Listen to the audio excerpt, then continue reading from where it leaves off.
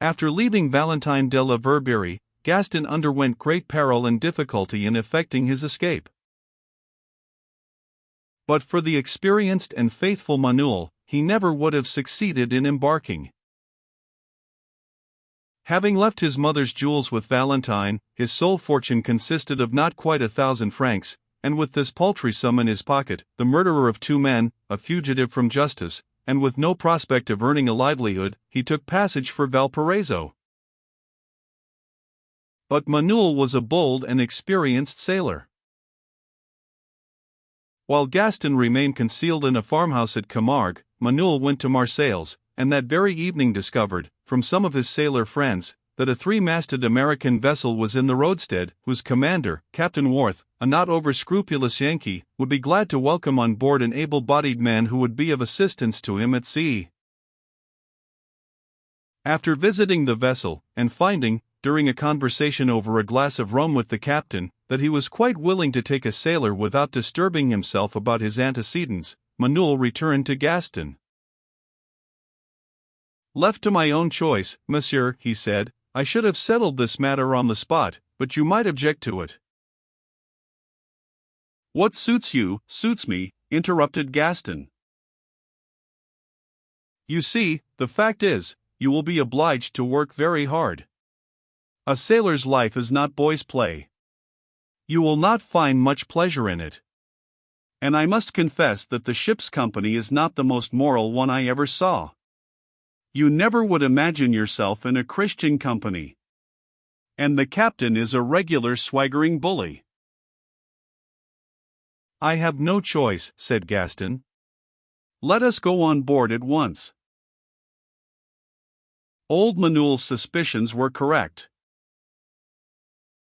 Before Gaston had been on board the Tom Jones 48 hours, he saw that chance had cast him among a collection of the most depraved bandits and cutthroats.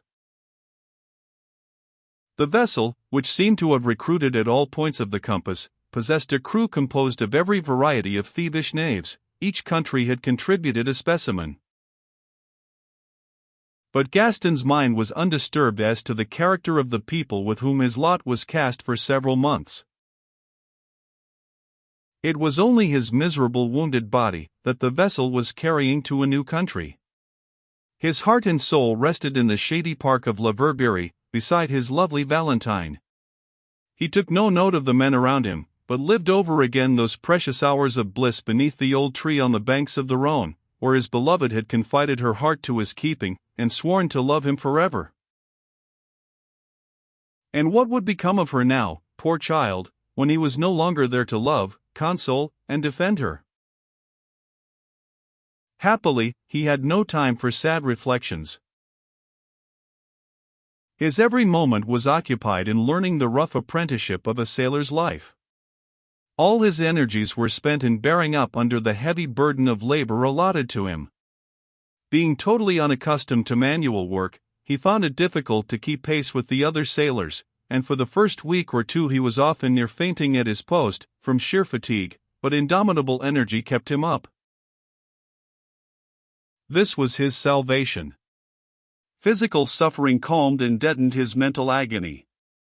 The few hours relaxation granted him were spent in heavy sleep. The instant his weary body touched his bunk, his eyes closed, and no moment did he have to mourn over the past. At rare intervals, when the weather was calm, and he was relieved from his constant occupation of trimming the sails, he would anxiously question the future, and wonder what he should do when this irksome voyage was ended. He had sworn that he would return before the end of 3 years, rich enough to satisfy the exactions of Madame de la Verberie. How should he be able to keep this boastful promise? Stern reality had convinced him that his projects could never be realized, except by hard work and long waiting. What he hoped to accomplish in 3 years was likely to require a lifetime. Judging from the conversation of his companions, he was not now on the road to fortune. The Tom Jones set sail for Valparaiso, but certainly went in a roundabout way to reach her destination. The real fact was that Captain Worth proposed visiting the Gulf of Guinea. A friend of his, the Black Prince, he said, with a loud laugh, was waiting for him at Badagry, to exchange a cargo of ebony for some pipes of rum, and 100 flintlock muskets which were on board the Tom Jones. Gaston soon saw that he was serving his apprenticeship on a slaver, one of the many ships sent yearly by the free and philanthropic Americans, who made immense fortunes by carrying on the slave trade. Although this discovery filled Gaston with indignation and shame, he was prudent enough to conceal his impressions. His remonstrances, no matter how eloquent, would have made no change in the opinions of Captain Worth regarding a traffic which brought him in more than 100%, in spite of the French and English cruisers, the damages, sometimes entire loss of cargoes, and many other risks.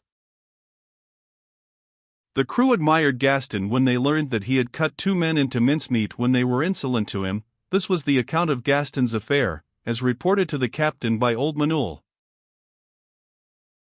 Gaston wisely determined to keep on friendly terms with the villains, as long as he was in their power. To express disapproval of their conduct would have incurred the enmity of the whole crew, without bettering his own situation. He therefore kept quiet, but swore mentally that he would desert on the first opportunity. This opportunity, like everything impatiently longed for, came not.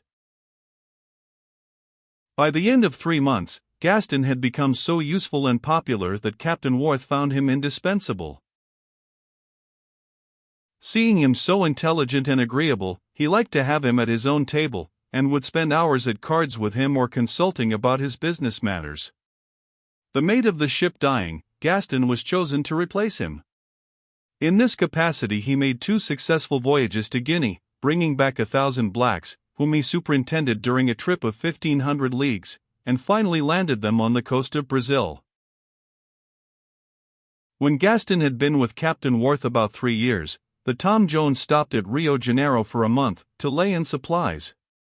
He now decided to leave the ship, although he had become somewhat attached to the friendly captain, who was after all a worthy man, and never would have engaged in the diabolical traffic of human beings, but for his little angel daughter's sake. He said that his child was so good and beautiful, that she deserved a large fortune. Each time that he sold a black, he would quiet any faint qualms of conscience by saying, "It is for little Mary's good."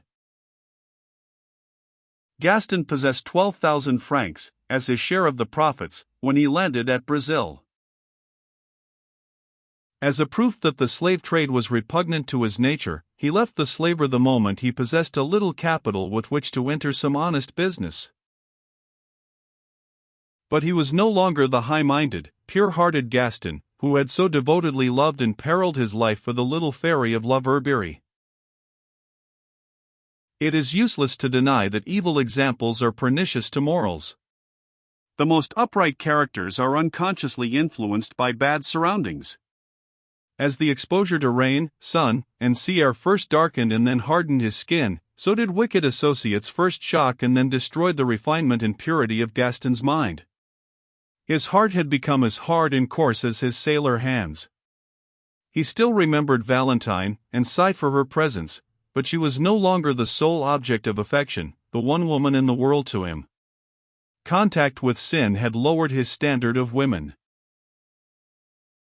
The 3 years, after which he had pledged himself to return, had passed. Perhaps Valentine was expecting him. Before deciding on any definite project, he wrote to an intimate friend at Beaucaire to learn what had happened during his long absence. He expressed great anxiety about his family and neighbors.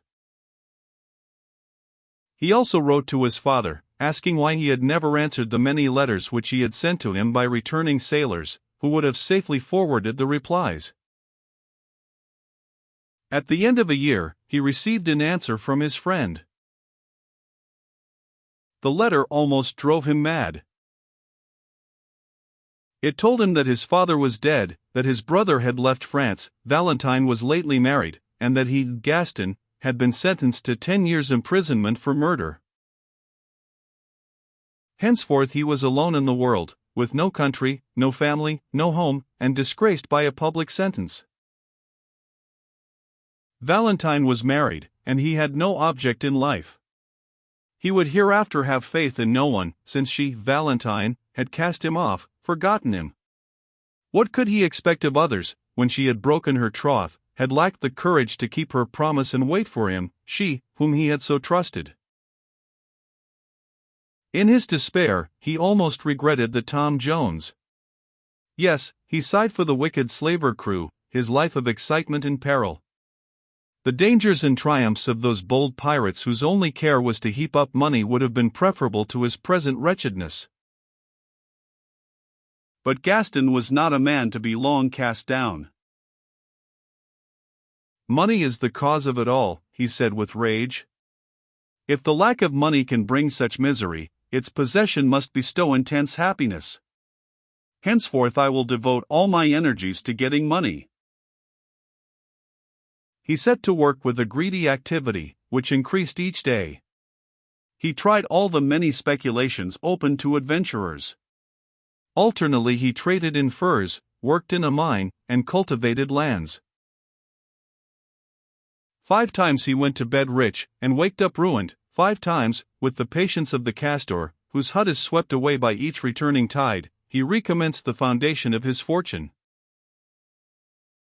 Finally, after long weary years of toil and struggle, he was worth $1 million in gold, besides immense tracts of land. He had often said that he would never leave Brazil, that he wanted to end his days in Rio. He had forgotten that love for his native land never dies in the heart of a Frenchman.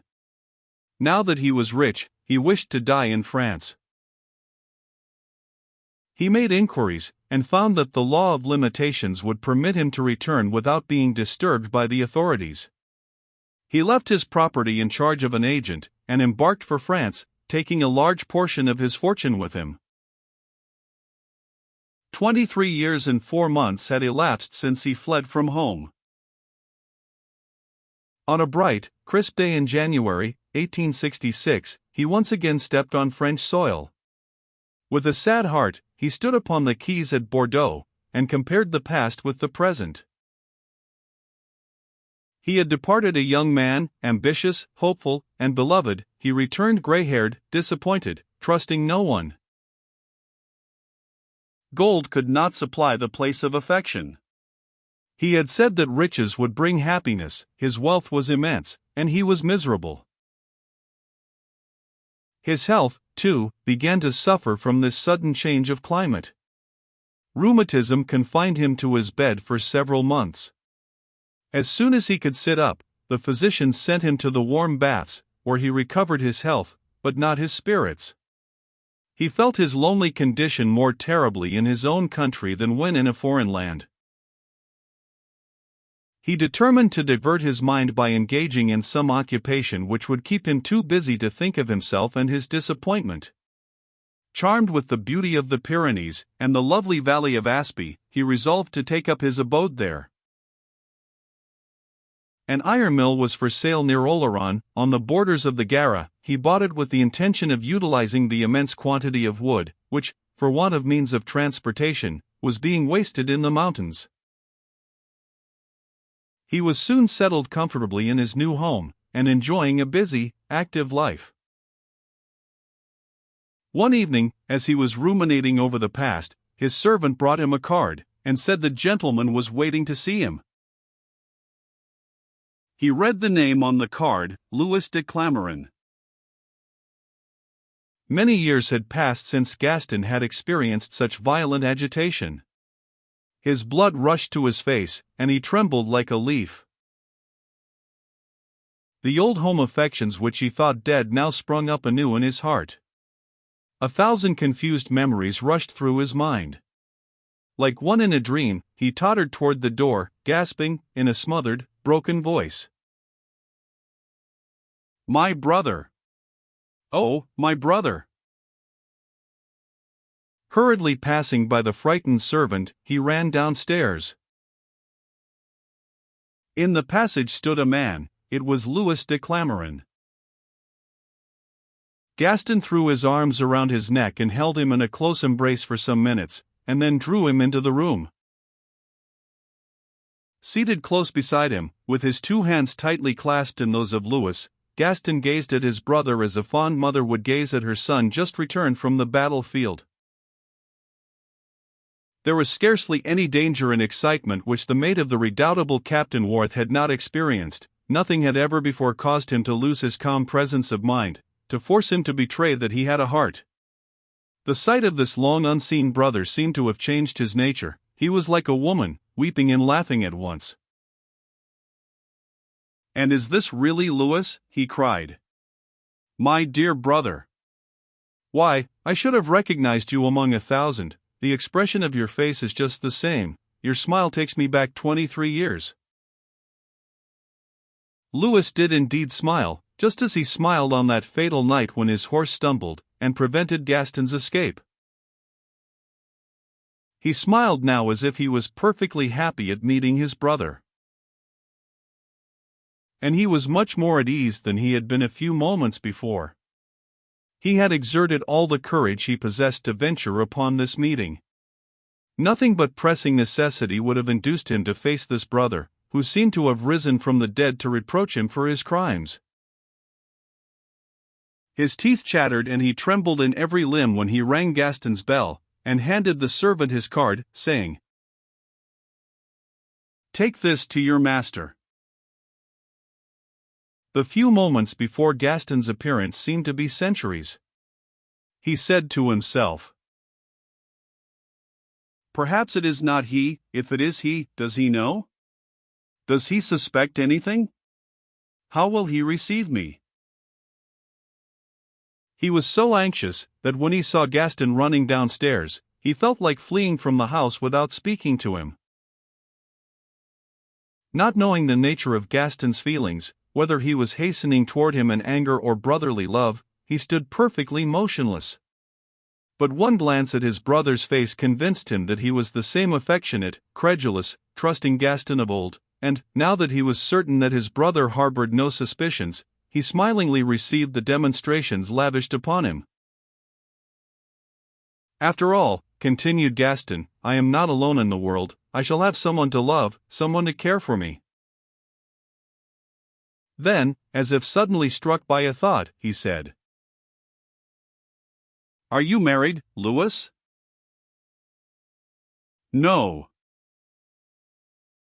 "That is a pity, a great pity. It would so add to my happiness to see you the husband of a good, affectionate woman, the father of bright, lovely children. It would be a comfort to have a happy family about me. I should look upon them all as my own. To live alone, without a loving wife to share one's joys and sorrows, is not living at all, it is a sort of living death. There is no joy equal to having the affection of a true woman whose happiness is in your keeping. Oh, the sadness of having only oneself to care for! But what am I saying? Louis, forgive me. I have you now, and ought not that to be enough? I have a brother, a kind friend who will be interested in me, and afford me company, instead of the weariness of solitude. Yes, Gaston, yes, I am your best friend. Of course you are. Being my brother, you are naturally my true friend. You are not married, you say? Then we will have to do the best we can, and keep house for ourselves. We will live together like two old bachelors, as we are, and be as happy as kings. We will lead a gay life, and enjoy everything that can be enjoyed. I feel 20 years younger already. The sight of your face renews my youth, and I feel as active and strong as I did the night I swam across the swollen Rhone. And that was long, long ago. The struggles, privations, and anxieties endured since have been enough to age any man. I feel old, older than my years." "What an idea," interrupted Louis. "Why, you look younger than I do." "You are jesting." "I swear I think you look the younger." "Would you have recognized me?"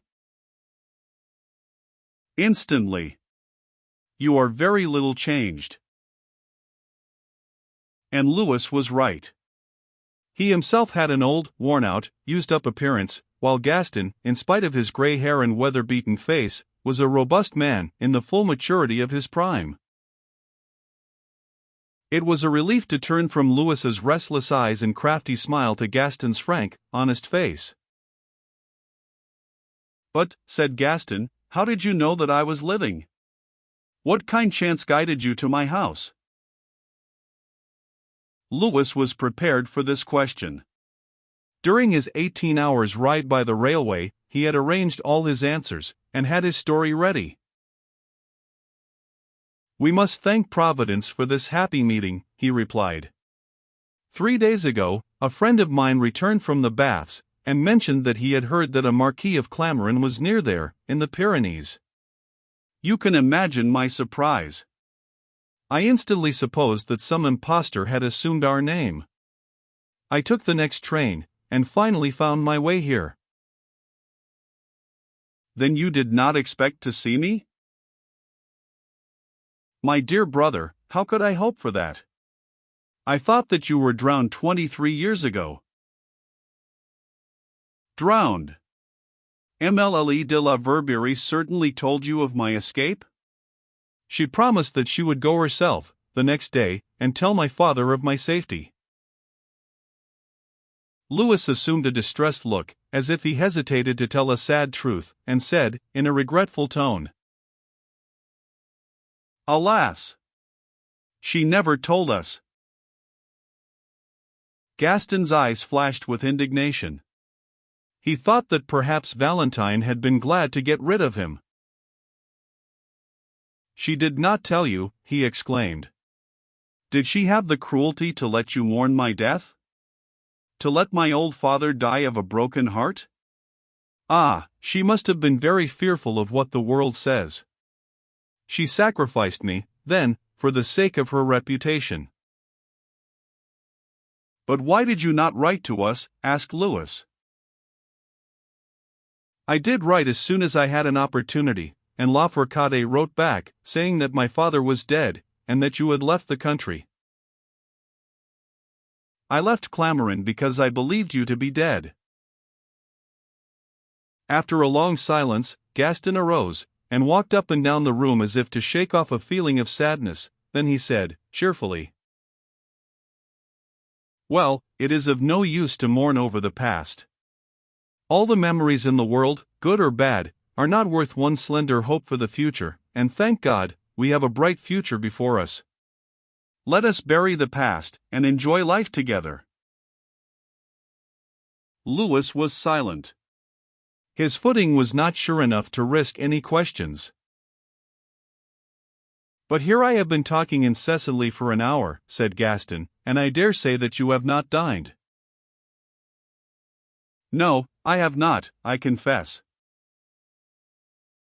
"Why did you not say so before?" "I forgot that I had not dined myself." "I will not let you starve, the first day of your arrival. I will make amends by giving you some splendid old Cape wine." He pulled the bell, and ordered the servant to hasten dinner, adding that it must be an excellent one, and within an hour the two brothers were seated at a sumptuous repast. Gaston kept up an uninterrupted stream of questions. He wished to know all that had happened during his absence. "What about Clamoran?" he abruptly asked. Louis hesitated a moment. Should he tell the truth, or not? "I have sold Clamoran," he finally said. "The chateau too?" "Yes." "You acted as you thought best," said Gaston sadly, "but it seems to me that, if I had been in your place, I should have kept the old homestead. Our ancestors lived there for many generations, and our father lies buried there." Then, seeing Louis appear sad and distressed, he quickly added, "However, it is just as well. It is in the heart that memory dwells, and not in a pile of old stones. I myself had not the courage to return to Provence. I could not trust myself to go to Clamoran, or I would have to look into the park of La Verberie. Alas, the only happy moments of my life were spent there." Louis's countenance immediately cleared. The certainty that Gaston had not been to Provence relieved his mind of an immense weight. The next day Louis telegraphed to Raoul. Wisdom and prudence. Follow my directions. All goes well. Be sanguine. All was going well, and yet Louis, in spite of his skillfully applied questions, had obtained none of the information which he had come to obtain. Gaston was communicative on every subject except the one in which Louis was interested. Was this silence premeditated, or simply unconscious? Louis, like all villains, was ever ready to attribute to others the bad motives by which he himself would be influenced. Anything was better than this uncertainty. He determined to ask his brother plainly what his intentions were in regard to money matters. He thought the dinner table a favorable opportunity, and began by saying, "Do you know, my dear Gaston, that thus far we have discussed every topic except the most important one? Why do you look so solemn, Louis? What is the grave subject of which you speak?" "Our father's estate. Supposing you to be dead, I inherited, and have disposed of it." "Is that what you call a serious matter?" said Gaston with an amused smile. "It certainly is very serious to me. As you have a right to half of the estate, I must account to you for it." "You have." "I have," interrupted Gaston, "a right to ask you never to allude to the subject again. It is yours by limitation. I cannot accept it upon those terms." "But you must. My father only wished to have one of us inherit his property. We will be carrying out his wishes by not dividing it."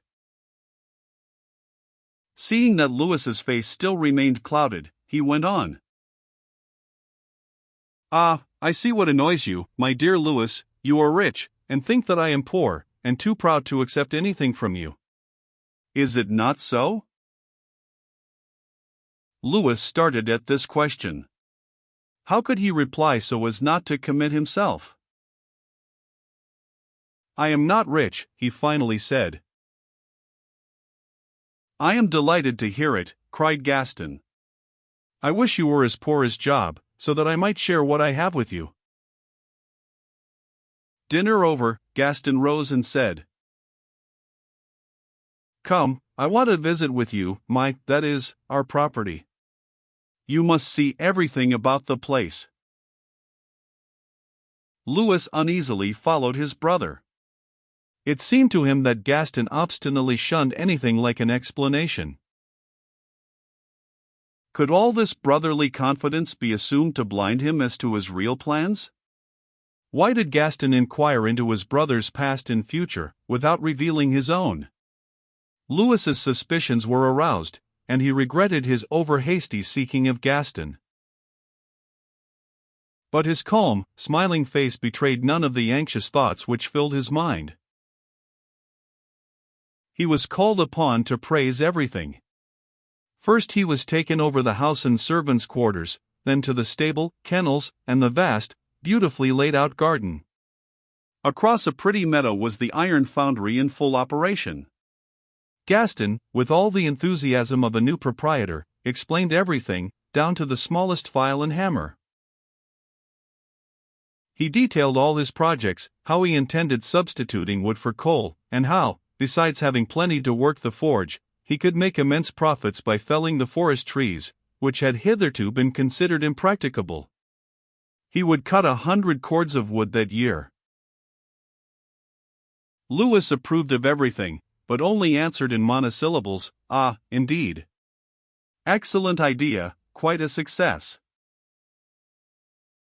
His mind was tortured by a new pain. He was paying no attention to Gaston's remarks, but enviously comparing all this wealth and prosperity with his own poverty. He found Gaston rich, respected, and happy, enjoying the price of his own labor and industry, whilst he never had so cruelly felt the misery of his own condition, and he had brought it on himself, which only made it more aggravating. After a lapse of 23 years, all the envy and hate he had felt toward Gaston, when they were boys together, revived. "What do you think of my purchase?" asked Gaston, when the inspection was over. "I think you possess, my dear brother, a most splendid piece of property, and on the loveliest spot in the world. It is enough to excite the envy of any poor Parisian." "Do you really think so?" "Certainly." "Then, my dear Louis," said Gaston joyfully, "this property is yours, as well as mine." "You like this lovely bairn more than the dusty streets of Paris? I am very glad that you prefer the comforts of living on your own estate, to the glitter and show of a city life. Everything you can possibly want is here, at your command. And, to employ our time, there is the foundry. Does my plan suit you?" Louis was silent. A year ago this proposal would have been eagerly welcomed. How gladly he would have seized this offer of a comfortable, luxurious home, after having been buffeted about the world so long. How delightful it would have been to turn over a new leaf, and become an honest man. But he saw with disappointment and rage that he would now be compelled to decline it. He was no longer free. He could not leave Paris. He had become entangled in one of those hazardous plots which are fatal if neglected, and whose failure generally leads the projector to the galleys. Alone, he could easily remain where he was, but he was trammelled with an accomplice. "You do not answer me," said Gaston with surprise. "Are there any obstacles to my plans?" "None." "What is the matter, then?" "The matter is, my dear brother, that the salary of an office which I hold in Paris is all that I have to support me." "Is that your only objection? Yet you just now wanted to pay me back half of the family inheritance." "Louis, that is unkind. You are not acting as a brother should." Louis hung his head. Gaston was unconsciously telling the truth. "I should be a burden to you, Gaston." "A burden? Why, Louis, you must be mad. Did I not tell you I am very rich? Do you suppose that you have seen all I possess? This house and the ironworks do not constitute a fourth of my fortune. Do you think that I would have risked my 20 years' savings in an experiment of this sort? The forge may be a failure, and then what would become of me, if I had nothing else? I have invested money which yields me an income of 80,000 francs. Besides, my grants in Brazil have been sold, and my agent has already deposited 400,000 francs to my credit as part payment." Louis trembled with pleasure. He was, at last, to know the extent of the danger hanging over him. Gaston had finally broached the subject which had caused him so much anxiety, and he determined that it should now be explained before their conversation ended. "Who is your agent?" he asked with assumed indifference. "My old partner at Rio. He deposited the money at my Paris bankers." "Is this banker a friend of yours?" "No, I never heard of him until my banker at Pau recommended him to me as an honest, reliable man. He is immensely wealthy, and stands at the head of the financiers in Paris. His name is Fauvel, and he lives on the Rue de Provence." Although prepared for hearing almost anything, and determined to betray no agitation, Louis turned deadly pale. "Do you know this banker?" asked Gaston. "Only by reputation."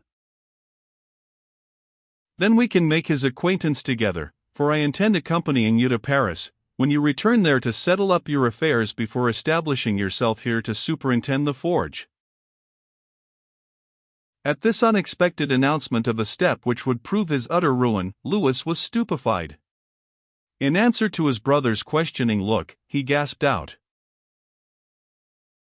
"You are going to Paris?" Certainly I am. Why should I not go?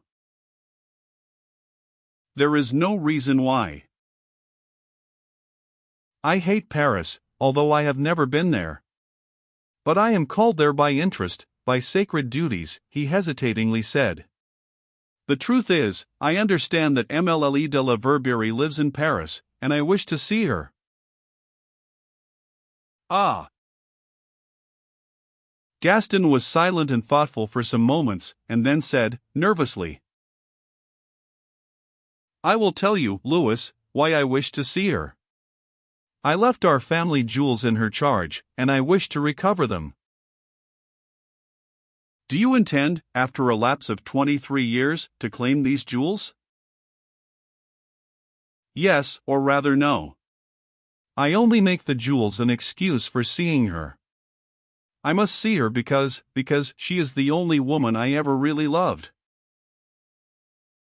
But how will you find her? Oh, that is easy enough. Anyone can tell me the name of her husband, and then I will go to see her. Perhaps the shortest way to find out would be to write to Beaucaire. I will do so tomorrow. Louis made no reply. Men of his character, when brought face to face with imminent danger, always weigh their words, and say as little as possible, for fear of committing themselves by some indiscreet remark. Above all things, Louis was careful to avoid raising any objections to his brother's proposed trip to Paris. To oppose the wishes of a determined man has the effect of making him adhere more closely to them. Each argument is like striking a nail with a hammer. Knowing this, Louis changed the conversation, and nothing more during the day was said of Valentine or Paris. At night, alone in his room, he brought his cunning mind to bear upon the difficulties of his situation, and wondered by what means he could extricate himself. At first the case seemed hopeless, desperate. During 20 years, Louis had been at war with society, trusted by none, living upon his wits, and the credulity of foolish men enabling him to gain an income without labor, and, though he generally attained his ends, it was not without great danger and constant dread of detection. He had been caught at the gaming table with his hands full of duplicate cards, he had been tracked all over Europe by the police, and obliged to fly from city to city under an assumed name. He had sold to cowards his skillful handling of the sword and pistol, he had been repeatedly thrown into prison, and always made his escape. He had braved everything, and feared nothing. He had often conceived and carried out the most criminal plans, without the slightest hesitation or remorse. And now here he sat, utterly bewildered, unable to think clearly, his usual impudence and ready cunning seemed to have deserted him. Thus driven to the wall, he saw no means of escape, and was almost tempted to confess all, and throw himself upon his brother's clemency. Then he thought that it would be wiser to borrow a large sum from Gaston, and fly the country. Vainly did he think over the wicked experiences of the past, none of the former successful stratagems could be resorted to in the present case. Fatally, inevitably, he was about to be caught in a trap laid by himself. The future was fraught with danger, worse than danger, ruin and disgrace. He had to fear the wrath of Emma Fauvel, his wife and niece. Gaston would have speedy vengeance the moment he discovered the truth, and Raoul, his accomplice, would certainly turn against him, and become his most implacable enemy. Was there no possible way of preventing a meeting between Valentine and Gaston? None that he could think of. Their meeting would be his destruction. Lost in reflection, he paid no attention to the flight of time. Daybreak still found him sitting at the window with his face buried in his hands, trying to come to some definite conclusion what he should say and do to keep Gaston away from Paris. "It is vain for me to think," he muttered. "The more I rack my brain, the more confused it becomes. There is nothing to be done but gain time, and wait for an opportunity." The fall of the horse at Clamaran was what Louis called an opportunity. He closed the window, and, throwing himself upon the bed, was soon in a sound sleep. Being accustomed to danger, it never kept him awake. At the breakfast table, his calm, smiling face bore no traces of a wakeful, anxious night. He was in a gayer, more talkative mood than usual, and said he would like to ride over the country and visit the neighboring towns. Before leaving the table, he had planned several excursions which were to take place during the week. He hoped to keep Gaston so amused and occupied that he would forget all about going to Paris in search of Valentine. He thought that with time, and skillfully put objections, he could dissuade his brother from seeking out his former love. He relied upon being able to convince him that this absolutely unnecessary interview would be painful to both, embarrassing to him, and dangerous to her. As to the jewels, if Gaston persisted in claiming them, Louis could safely offer to go and get them for him, as he had only to redeem them from the pawnbroker. But his hopes and plans were soon scattered to the winds. "You know," said Gaston, "I have written." Louis knew well enough to what he alluded, but pretended to be very much surprised, and said, "Written? To whom? Where? For what?" "To Beaucaire, to ask La Fourcade the name of Valentine's husband." "You are still thinking of her?" "She is never absent from my thoughts." "You have not given up your idea of going to see her?" "Of course not." "Alas, Gaston! You forget that she whom you once loved is now the wife of another, and possibly the mother of a large family. How do you know that she will consent to see you? Why run the risk of destroying her domestic happiness, and planting seeds of remorse in your own bosom?" "I know I am a fool, but my folly is dear to me, and I would not cure it if I could." The quiet determination of Gaston's tone convinced Louis that all remonstrances would be unavailing. Yet he remained the same in his manner and behavior, apparently engrossed in pleasure parties, but, in reality, his only thought was the mail. He always managed to be at the door when the postman came, so that he was the first to receive his brother's letters. When he and Gaston were out together at the time of the postman's visit, he would hurry into the house first, so as to look over the letters which were always laid in a card basket on the hall table. His watchfulness was at last rewarded. The following Sunday, among the letters handed to him by the postman, was one bearing the postmark of Beaucaire. He quickly slipped it into his pocket, and, although he was on the point of mounting his horse to ride with Gaston, he said that he must run up to his room to get something he had forgotten. This was to gratify his impatient desire to read the letter. He tore it open, and, seeing La Fourcade signed at the bottom of 3 closely written pages, hastily devoured the contents. After reading a detailed account of events entirely uninteresting to him, Louis came to the following passage relating to Valentine. "Emile de la Verbery's husband is an eminent banker named André Fauvel. I have not the honor of his acquaintance, but I intend going to see him shortly. I am anxious to submit to him a project that I have conceived for the benefit of this part of the country. If he approves of it, I shall ask him to invest in it, as his name will be of great assistance to the scheme. I suppose you have no objections to my referring him to you, should he ask for my indicers." Louis trembled like a man who had just made a narrow escape from death. He well knew that he would have to fly the country if Gaston received this letter. But though the danger was warded off for the while, it might return and destroy him at any moment. Gaston would wait a week for an answer, then he would write again. La Fourcade would instantly reply to express surprise that his first letter had not been received. All of this correspondence would occupy about 12 days.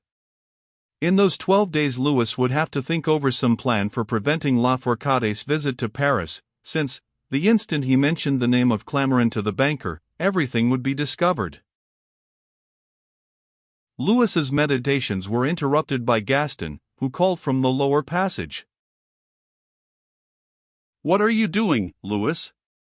I am waiting for you." "I am coming now," he replied. Hastily thrusting Lafourcade's letter into his trunk, Louis ran down to his brother. He had made up his mind to borrow a large sum from Gaston, and go off to America, and Raoul might get out of the scrape as best he could. The only thing which now disturbed him was the sudden failure of the most skillful combination he had ever conceived, but he was not a man to fight against destiny, and determined to make the best of the emergency, and hope for better fortune in his next scheme. The next day about dusk, while walking along the pretty road leading from the foundry to Oloron, he commenced a little story which was to conclude by asking Gaston to lend him 200,000 francs. As they slowly went along arm in arm, about half a mile from the foundry they met a young laborer who bowed as he passed them. Louis dropped his brother's arm, and started back as if he had seen a ghost. "What is the matter?" asked Gaston, with astonishment. "Nothing, except I struck my foot against a stone, and it is very painful." Gaston might have known by the tremulous tones of Louis's voice that this was a lie. Louis de Clamaran had reason to tremble. In this workman he recognized Raoul de Lagers. Instinctive fear paralyzed and overwhelmed him. The story he had planned for the purpose of obtaining the 200,000 francs was forgotten, his volubility was gone, and he silently walked along by his brother's side, like an automaton, totally incapable of thinking or acting for himself. He seemed to listen, he did listen, but the words fell upon his ear unmeaningly. He could not understand what Gaston was saying, and mechanically answered yes or no, like one in a dream.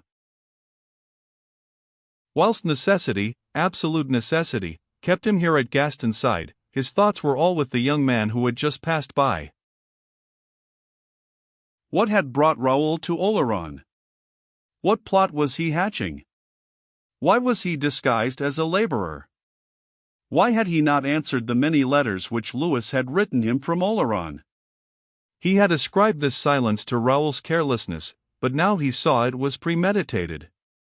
Something disastrous must have happened at Paris, and Raoul, afraid to commit himself by writing, had come himself to bring the bad news. Had he come to say that the game was up, and they must fly? But, after all, perhaps he was mistaken in supposing this to be his accomplice. It might be some honest workman bearing a strong resemblance to Raoul. If he could only run after this stranger, and speak to him. But no, he must walk on up to the house with Gaston, quietly, as if nothing had happened to arouse his anxiety. He felt as if he would go mad if his brother did not move faster. The uncertainty was becoming intolerable. His mind filled with these perplexing thoughts, Louis at last reached the house, and Gaston, to his great relief, said that he was so tired that he was going directly to bed. At last he was free. He lit a cigar, and, telling the servant not to sit up for him, went out. He knew that Raoul, if it was Raoul, would be prowling near the house, waiting for him. His suspicions were well founded. He had barely proceeded 30 yards, when a man suddenly sprang from behind a tree, and stood before him. The night was clear, and Louis recognized Raoul. "What is the matter?" he impatiently demanded. "What has happened?" "Nothing." "What? Do you mean to say that nothing has gone wrong in Paris, that no one is on our track?" "Not the slightest danger of any sort. And moreover, but for your inordinate greed of gain, everything would have succeeded admirably. All was going on well when I left Paris." "Then why have you come here?" cried Louis fiercely. "Who gave you permission to desert your post, when your absence might bring ruin upon us. What brought you here?" "That is my business," said Raoul with cool impertinence. Louis seized the young man's wrists, and almost crushed them in his vice-like grasp. "Explain this strange conduct of yours," he said, in a tone of suppressed rage. "What do you mean by it?" Without apparent effort, Raoul released his hands from their imprisonment, and jeeringly said, "Hein! Gently, my friend.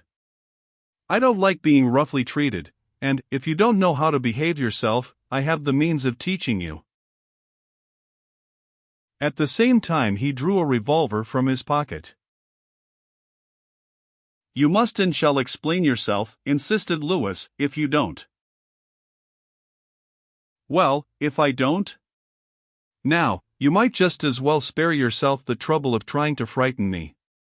I intend to answer your questions when I choose, but it certainly won't be here, in the middle of the road, with the bright moonlight showing us off to advantage." "How do you know people are not watching us this very minute? Come this way." They strode through the fields, regardless of Gaston's plants, which were trampled underfoot in order to take a short cut. "Now," began Raoul, when they were at a safe distance from the road, "now, my dear uncle, I will tell you what brings me here. I have received and carefully read your letters. I read them over again. You wished to be prudent, and the consequence was that your letters were unintelligible. Only one thing did I understand clearly: we are in danger." "Only the more reason for your watchfulness and obedience." "Very well put, only, before braving danger, my venerable and beloved uncle, I want to know its extent. I am not a man to retreat in the hour of peril, but I want to know exactly how much risk I am running." "I told you to keep quiet, and follow my directions." "But to do this would imply that I have perfect confidence in you, my dear uncle," said Raoul, sneeringly. "And why should you not? What reasons for distrust have you after all that I have done for you? Who went to London, and rescued you from a state of privation and ignominy? I did. Who gave you a name and position when you had neither? I did. And who is working now to maintain your present life of ease, and ensure you a splendid future? I am. And how do you repay me?" "Superb, magnificent, inimitable," said Raoul, with mocking derision. "But, while on the subject, why don't you prove that you have sacrificed yourself for my sake? You did not need me as a tool for carrying out plans for your own benefit, did you?" "Oh no, not at all." "Dear, kind, generous, disinterested uncle. You ought to have the Montyon Prize. I think I must recommend you as the most deserving person I have ever met." Clamaran was so angry at these jeering words that he feared to trust himself to speak. "Now, my good uncle," continued Raoul more seriously, "we had better end this child's play, and come to a clear understanding. I follow you here, because I thoroughly understand your character, and have just as much confidence in you as you deserve, and not a particle more. If it were for your advantage to ruin me, you would not hesitate one instant. If danger threatened us, you would fly alone, and leave your dutiful nephew to make his escape the best way he could. Oh! Don't look shocked, and pretend to deny it. Your conduct is perfectly natural, and in your place I would act the same way. Only remember this, that I am not a man to be trifled with. Now let us cease these unnecessary recriminations, and come to the point. What is your present plan?" Louis saw that his accomplice was too shrewd to be deceived, and that the safest course was to trust all to him, and to pretend that he had intended doing so all along. Without any show of anger, he briefly and clearly related all that had occurred at his brother's. He told the truth about everything except the amount of his brother's fortune, the importance of which he lessened as much as possible. Well, said Raoul, when the report was ended, we are in a nice fix. And do you expect to get out of it? Yes, if you don't betray me. I wish you to understand, Marquis, that I have never betrayed anyone yet. Don't judge me by yourself, I beg. What steps will you take to get free of this entanglement? I don't know, but something will turn up. Oh, don't be alarmed, I'll find some means of escape, so you can return home with your mind at rest. You run no risk in Paris, and 'tis the best place for you. I will stay here to watch Gaston. Raoul reflected for some moments, and then said, Are you sure I am not in danger at Paris? What are you afraid of? We have Madame Fauvel so completely in our power that she would not dare speak a word against you, even if she knew the whole truth, what no one but you and I know. She would not open her lips, but be only too glad to hush up matters so as to escape punishment for her fault from her deceived husband and a censuring world. I know we have a secure hold on her, said Raoul. I am not afraid of her giving any trouble. Who, then? An enemy of your own making, my respected uncle, a most implacable enemy, Madeline. Fiddlesticks, replied Clamaran, disdainfully. It is very well for you to treat her with contempt, said Raoul, gravely, but I can tell you, you are much mistaken in your estimate of her character. I have studied her lately, and see that she is devoted to her aunt, and ready to make any sacrifice to ensure her happiness. But she has no idea of doing anything blindly, of throwing herself away if she can avoid it. She has promised to marry you. Prosper is broken-hearted at being discarded, it is true, but he has not given up hope. You imagine her to be weak and yielding, easily frightened? It's a great mistake. She is self-reliant and fearless. More than that, she is in love, my good uncle, and a woman will defend her lover as a tigress defends her young.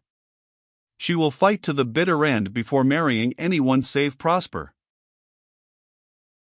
She is worth 500,000 francs. So she is, and at 5% we would each have an income of 12,500 francs.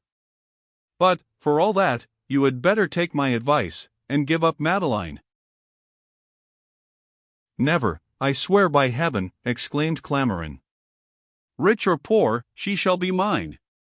I first wanted her money, but now I want her. I love her for herself, Raoul. Raoul seemed to be amazed at this declaration of his uncle. He raised his hands, and started back with astonishment. Is it possible, he said, that you are in love with Madeline, you? Yes, replied Louis, sullenly. Is there anything so very extraordinary in it? Oh, no, certainly not. Only this sentimental view of the matter explains your strange behavior. Alas, you love Madeline. Then, my venerable uncle, we might as well surrender at once. Why so? Because you know the axiom, when the heart is interested the head is lost. Generals in love always lose their battles. The day is not far off when your infatuation of Madeline will make you sell us both for a smile. And, mark my words, she is shrewd, and watching us as only an enemy can watch. With a forced laugh Clamaran interrupted his nephew. Just see how you fire up for no cause, he said. You must dislike the charming Madeline very much, if you abuse her in this way.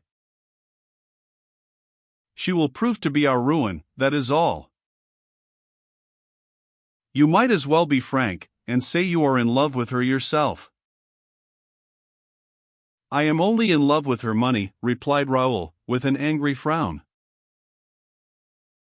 Then what are you complaining of? I shall give you half her fortune. You will have the money without being troubled with the wife, the profit without the burden. I am not over 50 years old, said Raoul conceitedly. I can appreciate a pretty woman better than you. Enough of that, interrupted Louis angrily.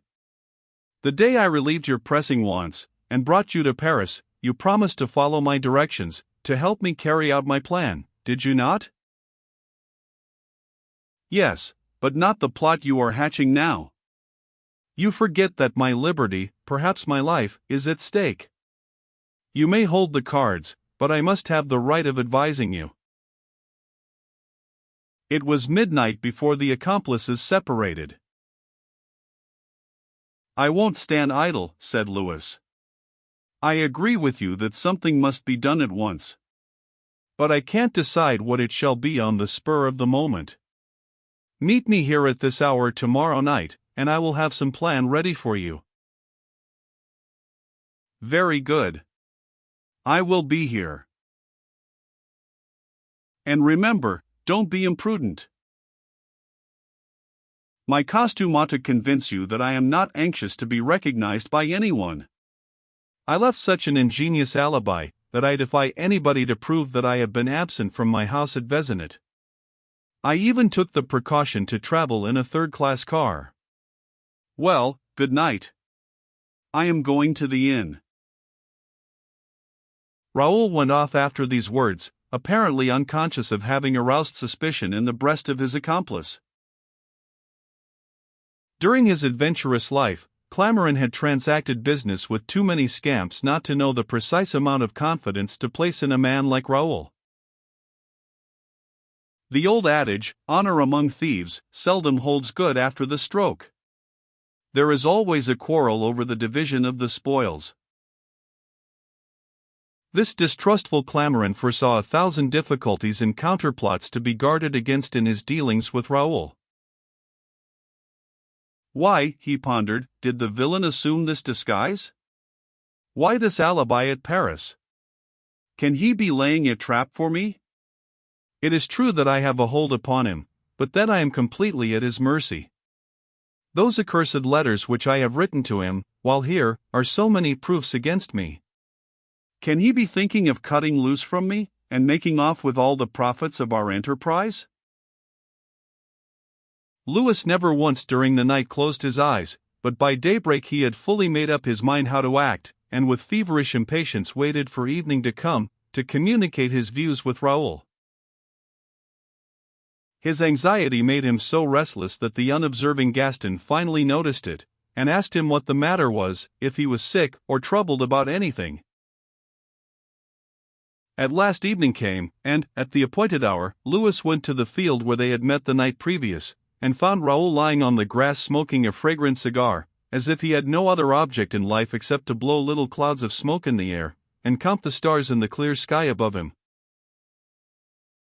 Well, he carelessly said, as Louis approached, have you decided upon anything? Yes. I have 2 projects, either of which would probably accomplish our object. I am listening. Louis was silently thoughtful for a minute, as if arranging his thoughts so as to present them as clearly and briefly as possible. My first plan, he began, depends upon your approval. What would you say, if I proposed to you to renounce the affair altogether? What? Would you consent to disappear, leave France, and return to London if I paid you a good round sum? What do you call a good round sum? I will give you 150,000 francs. My respected uncle, said Raoul with a contemptuous shrug, I am distressed to see how little you know me. You try to deceive me, to outwit me, which is ungenerous and foolish on your part, ungenerous, because it fails to carry out our agreement, foolish, because as you know well enough, my power equals yours. I don't understand you. I am sorry for it. I understand myself, and that is sufficient. Oh. I understand you, my dear uncle. I have watched you with careful eyes, which are not to be deceived, I see through you clearly. If you offer me 150,000 francs, it is because you intend to walk off with 500,000 for yourself. You are talking like a fool, said Clamarin with virtuous indignation. Not at all, I only judge the future by the past. Of all the large sums extorted from Madame Fauvel, often against my wishes, I never received a tenth part. But you know we have a reserve fund. All very good, but you have the keeping of it, my good uncle. It is very nice for you, but not so funny for me. If our little plot were to be discovered tomorrow, you would walk off with the money box, and leave your devoted nephew to be sent to prison. Ingrate, muttered Louis, as if distressed at these undeserved reproaches of his protégé. You have hit on the very word I was trying to remember, cried Raoul. Ingrate is the name that just suits you. But we have not time for this nonsense. I will end the matter by proving how you have been trying to deceive me. I would like to hear you do so if you can. Very good. In the first place, you told me that your brother only possessed a modest competency. Now, I learn that Gaston has an income of at least 60,000 francs. It is useless for you to deny it, and how much is this property worth? 100,000 crowns. He had 400,000 francs deposited in M. Fauvel's bank. Total, 700,000 francs. And, besides all this, the broker in Oloron has orders to buy up a large amount of stocks and railroad shares, which will require large cash payments. I have not wasted my day, you see, and have obtained all the information I came for. Raoul's information was too concise and exact for Louis to deny it. You might have sense enough, Raoul went on, to know how to manage your forces if you undertake to be a commander. We had a splendid game in our hands, and you, who held the cards, have made a perfect muddle of it. I think that the game is lost? That is my opinion too, and all through you. You have no one to blame but yourself. I could not control events. Yes, you could, if you had been shrewd. Fools sit down and wait for an opportunity, sensible men make one. What did we agree upon in London? We were to implore my good mother to assist us a little, and, if she complied with our wishes, we were to be flattering and affectionate in our devotion to her. And what was the result? At the risk of killing the golden goose, you have made me torment the poor woman until she is almost crazy. It was prudent to hasten matters. You think so, do you? Was it also to hasten matters that you took it into your head to marry Madeleine? That made it necessary to let her into the secret, and, ever since, she has advised and set her aunt against us. I would not be surprised if she makes her confess everything to M. Fauvel, or even inform against us at the police office. I love Madeleine. You told me that before. And suppose you do love her. You led me into this piece of business without having studied its various bearings, without knowing what you were about. No one but an idiot, my beloved uncle, would go and put his foot into a trap, and then say, if I had only known about it. You should have made it your business to know everything. You came to me, and said, your father is dead, which was a lie to start with, perhaps you call it a mistake. He is living, and, after what we have done, I dare not appear before him. He would have left me 1,000,000, and now I shall not get a sou. He will find his Valentine, and then goodbye. Enough, angrily interrupted Louis. If I have made a mistake, I know how to redeem it. I can save everything yet. You can? How so? That is my secret, said Louis gloomily. Louis and Raoul were silent for a minute. And this silence between them, in this lonely spot, at dead of night, was so horribly significant that both of them shuddered. An abominable thought had flashed across their evil minds, and without a word or look they understood each other. Louis broke the ominous silence by abruptly saying,